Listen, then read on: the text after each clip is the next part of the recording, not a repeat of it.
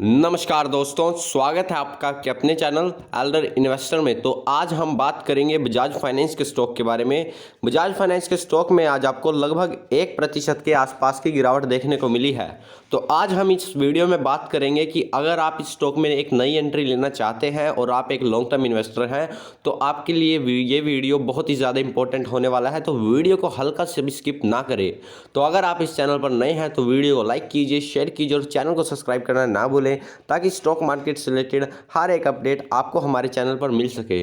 दोस्तों, वीडियो को शुरू करूं तो इससे पहले मैं आपको इस स्टॉक के रिटर्न दिखाना चाहूँगा ताकि आपके कॉन्फिडेंस बिल्ड हो इस स्टॉक को लेकर। यहाँ पर दोस्तों आप देख सकते हैं पिछले 5 सालों के रिटर्न बजाज फाइनेंस के।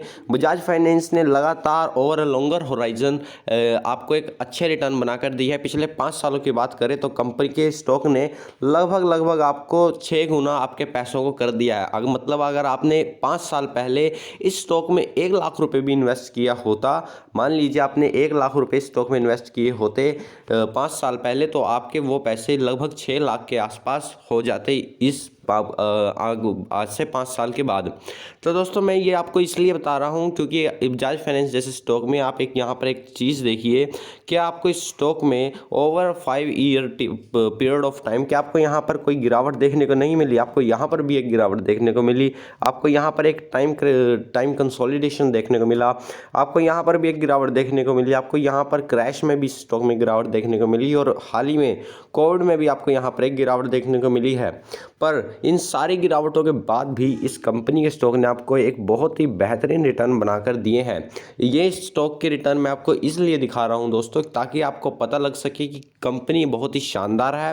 कंपनी में जब जब गिरावट आई है तब तब कंपनी ने एक अच्छी कंसोलिडेशन पर आपको बाइंग अपॉर्चुनिटी प्रोवाइड करी है। अगर आपको अच्छे स्टॉक्स में एक अच्छी बाइंग अपॉर्चुनिटी मिलती है तो एक वो राइट टाइम है उस स्टॉक को ऐड करने के लिए अपने पोर्टफोलियो में।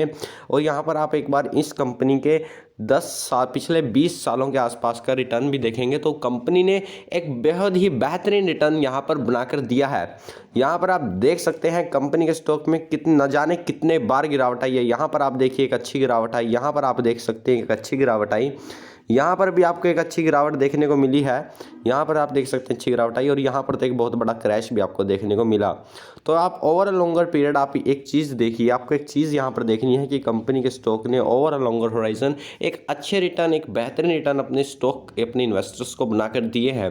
तो अब वीडियो को मैं यहाँ पर शुरू करता हूँ कि बजाज फाइनेंस ने जिस तरह से Q2 के रिजल्ट से पहले अच्छे नंबर हमारे सामने पेश किए हैं, उससे मुझे ऐसा लगता है कि आने वाले Q2 में कंपनी एक अच्छे रिजल्ट कंपनी अपने Q2 में एक अच्छे रिजल्ट बनाकर दे सकती है और वहाँ पर आपको इस स्टॉक में एक अच्छी तेज़ी देखने को मिल सकती है। क्योंकि आफ्टर Q2 रिजल्ट हर कंपनी को, अगर मान लीजिए कोई भी अच्छी कंपनी है, अगर वो अच्छे रिजल्ट देती है, अगर वो अच्छे रिजल्ट पेश करती है तो वहाँ पर आपको एक अच्छा स्टॉक में मूव देखने को मिल सकता है। इसलिए मैं आपको यही कहूँगा कि फ़िलहाल आपको इस स्टॉक में एक बाइंग अपॉर्चुनिटी देखने को मिल सकती है। क्योंकि अगर आप ये सोचेंगे कि स्टॉक यहाँ से गिरेगा, मैं आपको एक रियल स्टोरी बताता हूँ। मेरे हाल ही में एक फ्रेंड है, उन्होंने जब ये स्टॉक 6000 के आसपास था, उन्होंने मुझसे कहा था कि भाई ये स्टॉक जब इसकी सेकंड वेव आई थी तब ये स्टॉक 4400 के आसपास ट्रेड कर रहा था। उन्होंने मुझसे कहा था कि ये स्टॉक 4000 से उठकर लगभग 6000 के आसपास आ चुका है, अब ये स्टॉक कहाँ तक जा सकता है। पर फिर भी आप देख सकते हैं स्टॉक ने लगभग 8000 के आसपास अपने स्तरों को छुआ है। तो इसलिए मैं आपको यही कहना चाहूँगा कि स्टॉक में गिरावट आई है, स्टॉक में आपको 1% के आसपास की गिरावट देखने को मिली है। इसीलिए आपको स्टॉक को हर डिप पर, हर कंसोलिडेशन पर ऐसे ऐड करना चाहिए। क्योंकि कंपनी के जो फ्यूचर प्रोस्पेक्ट है, कंपनी की जो फ्यूचर अर्निंग है, उसमें आपको एक बहुत अच्छी ग्रोथ देखने को मिल सकती है। देखिए दोस्तों, आपको कभी भी इसके बारे में नहीं सोचना चाहिए कि मार्केट अब गिरेगा। इसके बारे में कोई नहीं जानता क्योंकि मार्केट अनप्रेडिक्टेबल है। अगर आप ये सोचेंगे कि मार्केट अब गिरेगा, अब मैं जब स्टॉक गिरेगा तब मैं स्टॉक में एंट्री लूँगा, आप ये सोचना बिल्कुल बंद कर दीजिए। क्योंकि अगर आप मान लीजिए अगर आप इस स्टॉक में अगर नई एंट्री लेना चाहते हैं तो आपको एक काम करना चाहिए। अगर मान लीजिए आपके पास 100 रुपये के आसपास है, 100% आपके पास पैसे हैं और आपने सोचा कि मैं इस बजाज फाइनेंस में अपने पोर्टफोलियो का 10% के आसपास रखूँगा। लेट्स सपोज कि आपका पोर्टफोलियो 1000 रुपीज़ का है और 10% के हिसाब से आप बजाज फाइनेंस में 100 रुपये फ़िलहाल हाल ही में डालना चाहते हैं।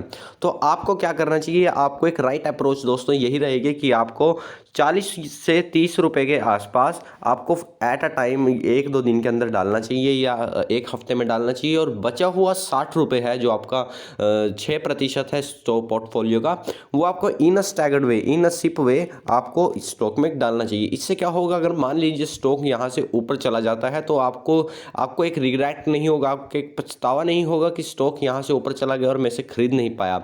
और स्टॉक यहाँ से अगर नीचे चला गया तो आपको एक एवरेजिंग का, क्योंकि जो बचे हुए फंड हैं आपके 60% के, वो आपके एक अपॉर्चुनिटी देंगे कि स्टॉक को आप और नीचे से बाय करें। क्योंकि अगर आप मान लीजिए अगर आप 100 का 100% यहाँ से यहीं पर स्टॉक में डालेंगे, तभी आपको स्टॉक में ये लगेगा, अगर मान लीजिए स्टॉक यहाँ से गिर जाता है और आप 100 का 100% स्टॉक में डाल देते हैं, अपने पोर्टफोलियो का 10% का 100% आप इस स्टॉक में डाल देते हैं और वहाँ से स्टॉक में थोड़ा नीचे गिरावट आ जाती है, तो आपके पास उस वक्त कोई फंड नहीं होगा।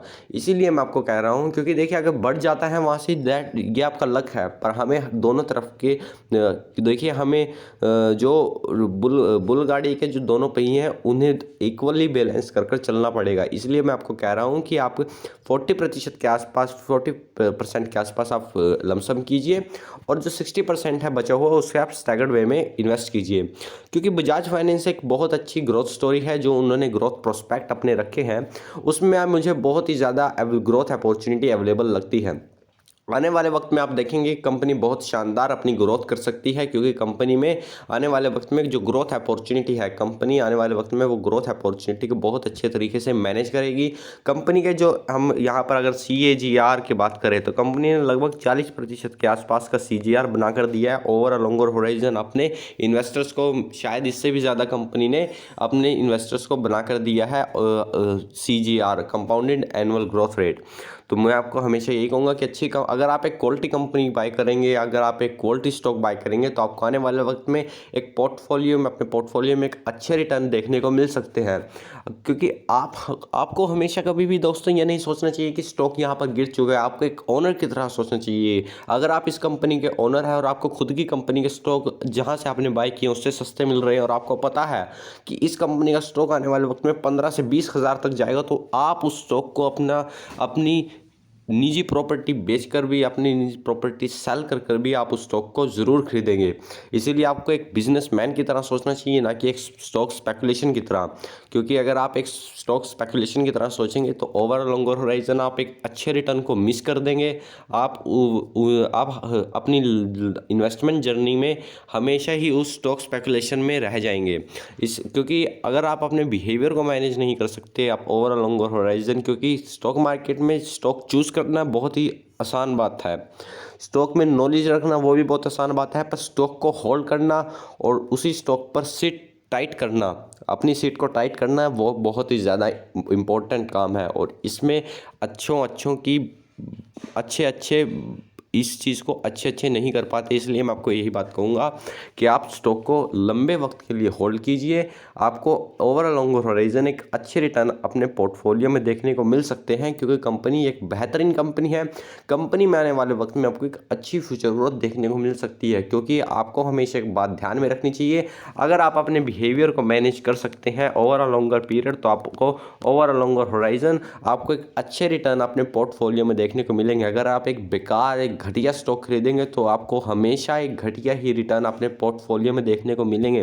तो दोस्तों मैं आपको यही बात कहना चाहूँगा कि आपको हमेशा अपने पोर्टफोलियो में अच्छे रिटर्न देखने हैं तो आपको हमेशा एक क्वालिटी स्टॉक ऐड करना चाहिए। क्योंकि आपको हमेशा एक बात ध्यान में रखनी चाहिए, आपका स्टॉक मार्केट में आपके नुकसान को और आपके प्रॉफिट का आप ही और आप ही सिर्फ जिम्मेवार हो। अगर आपके लॉस हुए हैं तो उसका रीज़न भी सिर्फ आप ही हो, अगर आपको लॉस हुआ है तभी उसके भी रीज़न सिर्फ दोस्तों आप ही हैं।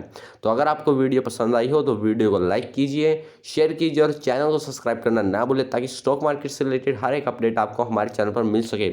मैं आपको ओवर एट द एंड यही बात कहना चाहूँगा दोस्तों कि आपको हमेशा एक क्वालिटी स्टॉक खरीदना चाहिए, ना कि एक कचरा स्टॉक खरीदना चाहिए, क्योंकि कचरा स्टॉक आपको अपने के पोर्टफोलियो में हमेशा लाल निशान ही दिखाई देगा ओवर अ लॉन्ग होराइजन। थोड़े समय के लिए आपको एक कचरा स्टॉक अच्छे रिटर्न बनाकर दे सकता है, पर आपका जो ग्रीड है, जो आपका सम्मोहन है, वो आपको हमेशा एक बेकार रिटर्न ही बनाकर देगा। तो दोस्तों अगर आपको वीडियो पसंद आई हो तो वीडियो को लाइक कीजिए, शेयर कीजिए, चैनल को सब्सक्राइब करना ना भूलें। धन्यवाद दोस्तों।